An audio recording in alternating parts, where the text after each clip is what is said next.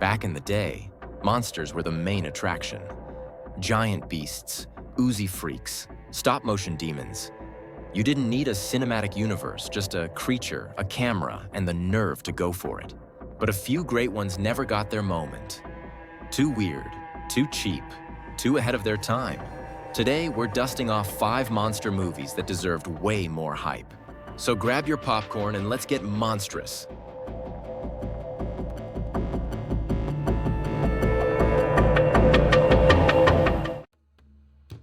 Equinox, 1970. Before undead films and found footage horror, there was Equinox. 4 kids find an ancient book in the woods, unleash a demon, and spend the rest of the film running for their lives. Classic setup, but the execution is pure lo-fi magic. This was made by several enthusiasts on weekends, with stop-motion monsters, optical effects, and serious Lovecraft vibes. It's a patchwork of strange choices, awkward edits, and what-the-hell moments. But that offbeat energy gives it a pulse you don't get from polished productions. It feels like a 16mm film reel someone unearthed from an attic. Raw, eerie, and strangely hypnotic.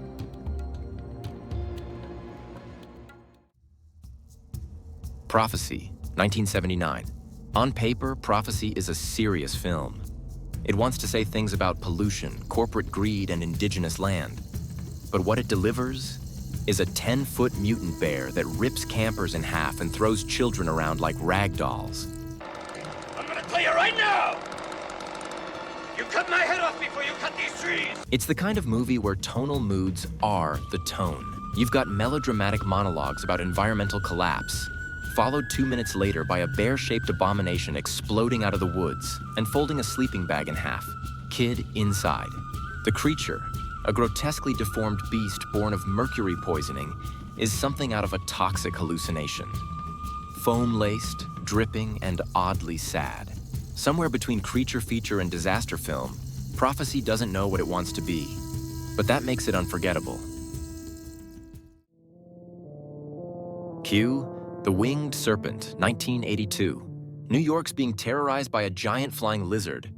But wait, that's not the weirdest part.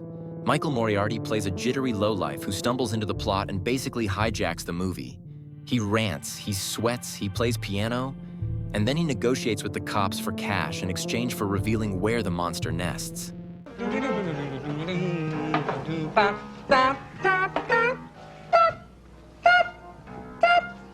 Director Larry Cohen blends gritty crime drama with stop-motion creature chaos. It shouldn't work, but it does.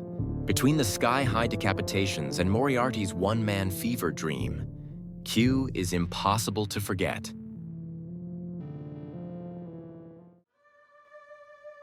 The Deadly Spawn, 1983. This one's pure basement horror.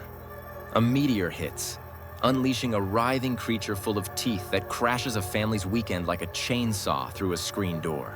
Made for almost nothing, The Deadly Spawn delivers some of the best rubber monster action of its era. Long tendrils, chomping mouths, baby creatures crawling up stairwells. It's relentless. It doesn't waste time with setup or subplots. It's just tension, gore, and goo in your face from start to finish. It's not just good for the budget, it's just plain good. The Being, 1983. And then there's The Being. The kind of film where you're not sure if it's a joke until it gets under your skin. It's set in Idaho. There's radioactive waste and people are disappearing. Enter a sludge-soaked mutant that looks like someone microwaved a gore costume. The editing's rough, the scenes don't always connect, and half the cast looks confused to be there. But when the creature shows up, this dripping, mutated thing oozing through the frame, it hits a nerve. There's something grimy and off about the whole movie that sticks with you. The Being doesn't try to be clever or ironic. It just is. A raw, bizarre little horror flick that came out wrong in all the right ways.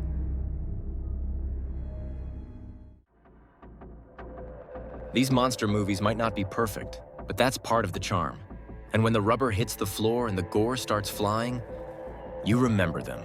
If you've got a favorite monster flick that flew under the radar, drop it in the comments. We're always hungry for more. For more cult classics and lost monsters, Keep it locked here on Cult Rewind. Have a good one.